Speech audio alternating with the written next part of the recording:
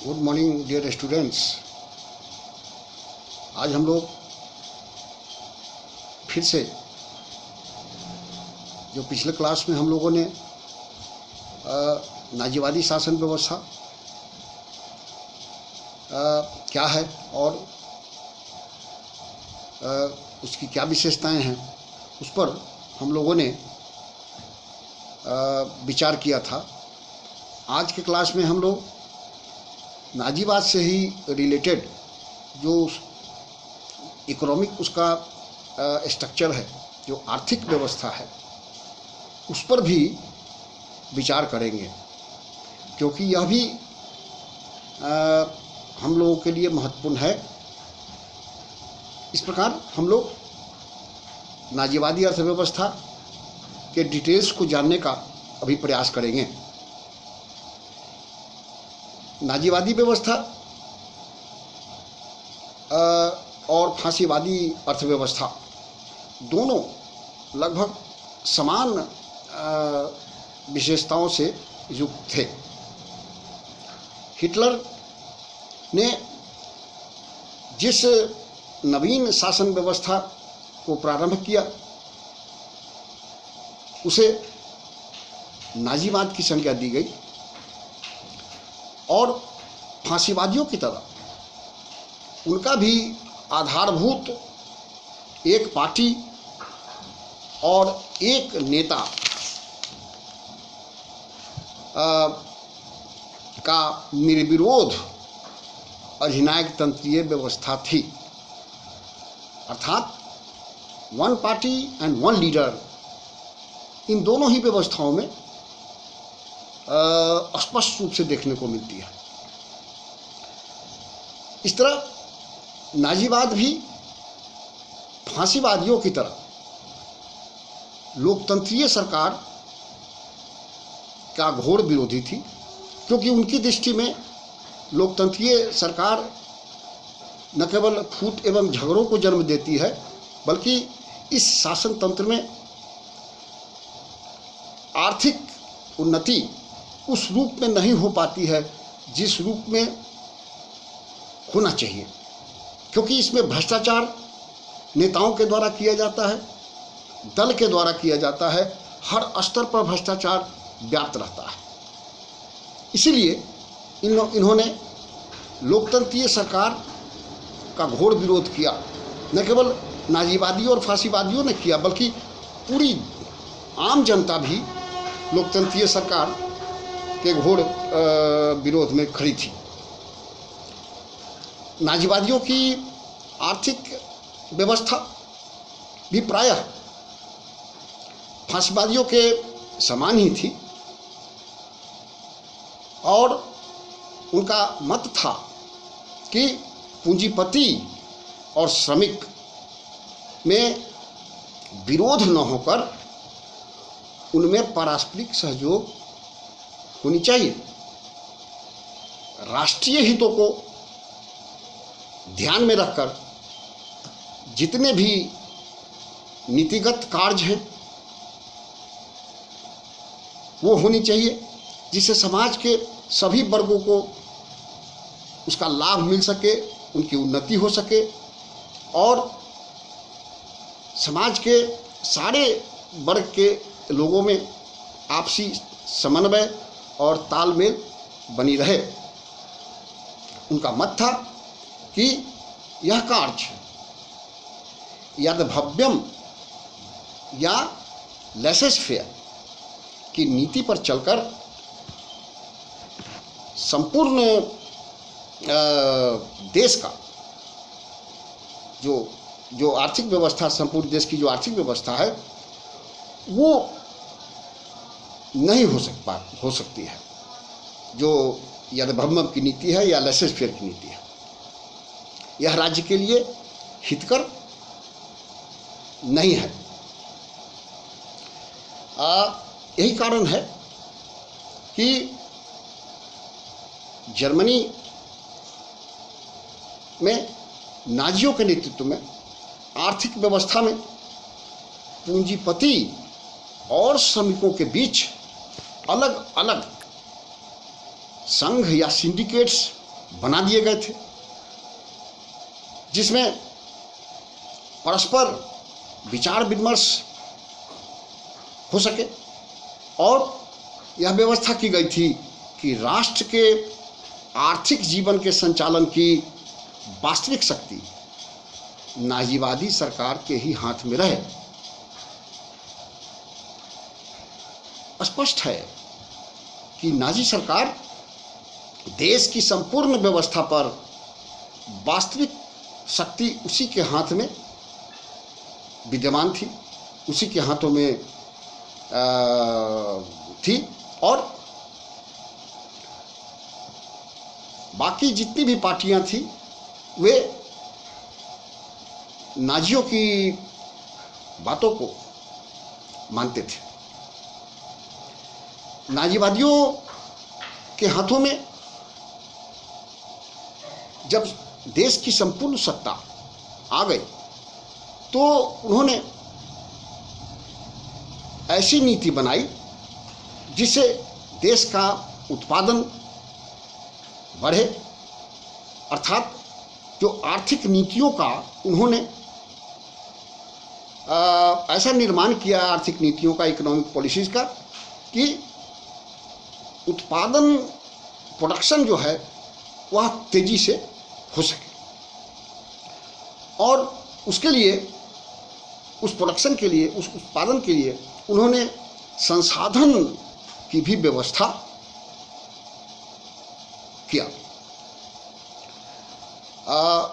मूल रूप से नाजीवादी सरकार ने न केवल पूंजीपतियों को तालाबंदी करने से रोका, लॉकआउट करने से रोका,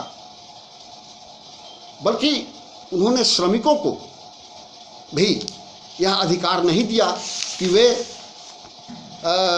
किसी भी प्रकार का हड़ताल करके देश की आर्थिक व्यवस्था को क्षति पहुंचा सके। मतलब न तो पूंजीपति लॉकआउट कर सकते थे और न ही श्रमिक वर्ग के लोग हड़ताल कर सकते थे। यह स्पष्ट निर्देश था नाजियों का। सार्वजनिक जीवन के इतने कड़े नियंत्रण के द्वारा नाजी दल एवं हिटलर के नेतृत्व में जर्मनी आर्थिक क्षेत्र में आशातीत सफलता प्राप्त की, इसमें संदेह की कोई गुंजाइश नहीं है। थोड़े ही समय में जो जर्मनी प्रथम महायुद्ध में, महासमर में कुचल दिया गया था, वो अपनी नीतियों को अपनाकर, शक्तिशाली नीतियों को अपनाकर आर्थिक क्षेत्र में विश्व के शक्ति संपन्न राष्ट्रों की श्रेणी में आकर खड़ा हो गया।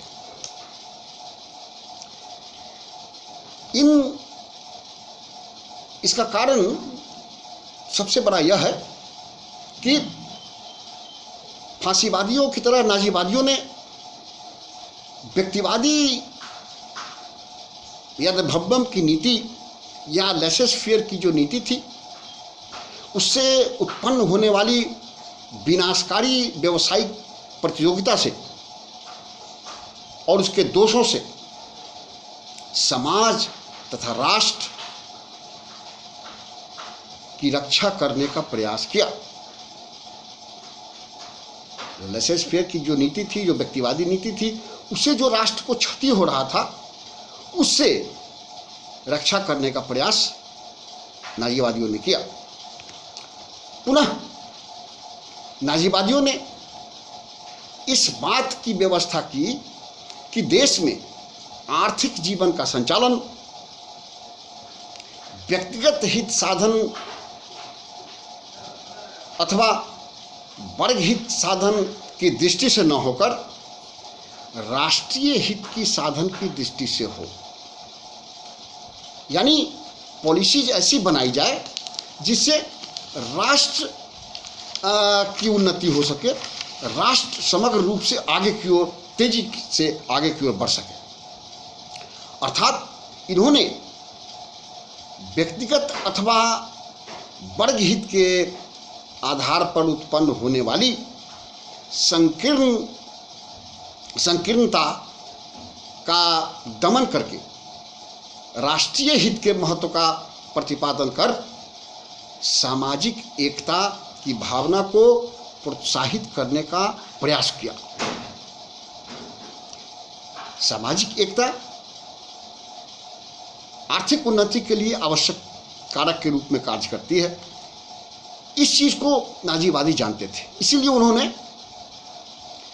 जो सोशल सिस्टम में जो भी दुर्गुण व्याप्त थे उसको खत्म करके उसमें एकता का संचार करने का भरसक प्रयास किया।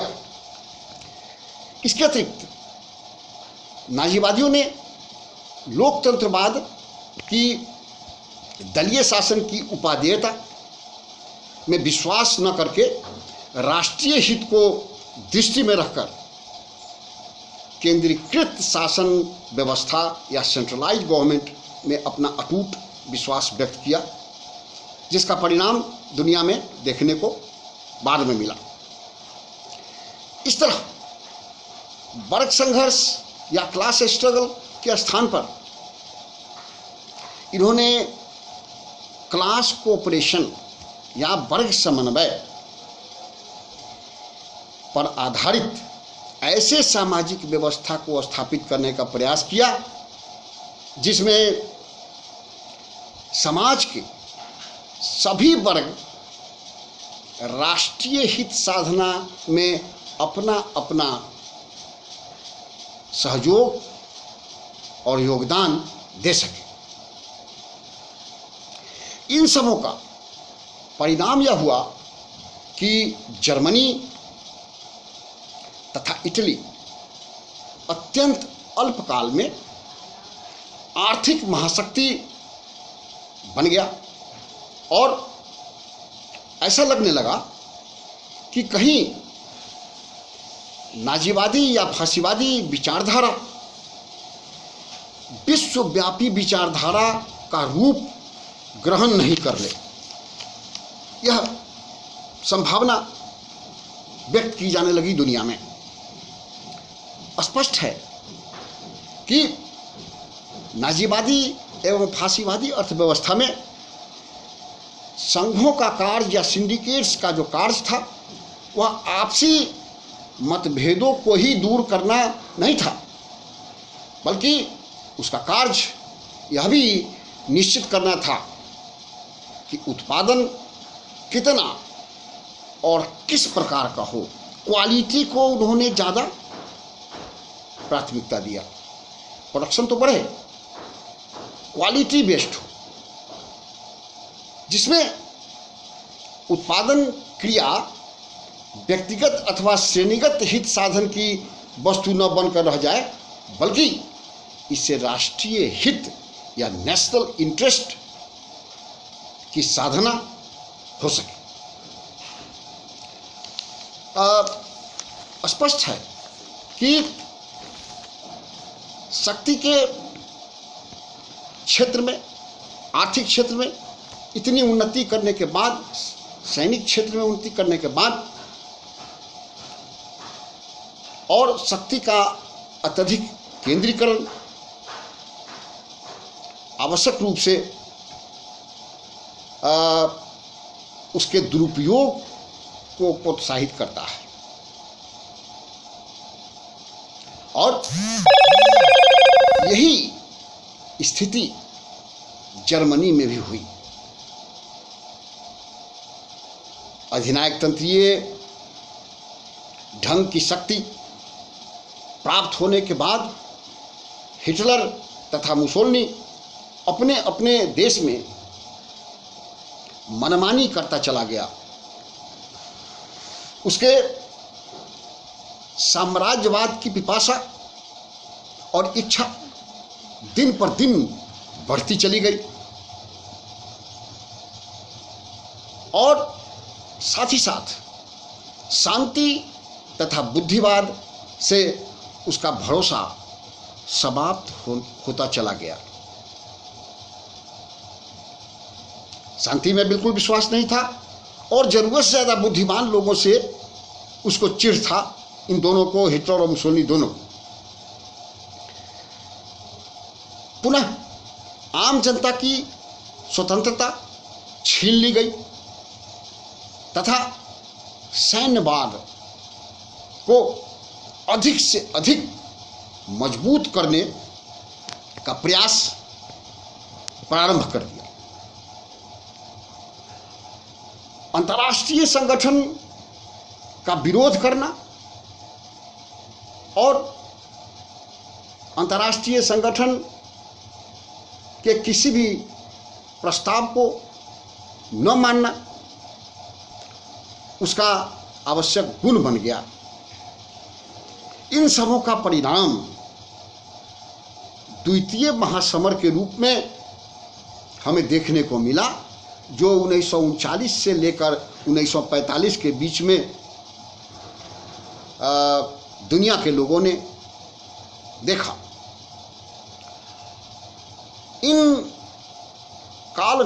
इस काल में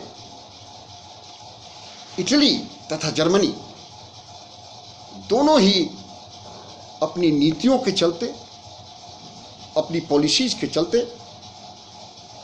पतन की ओर अग्रसर होते चले गए। उनका पतन होता चला गया और अंततः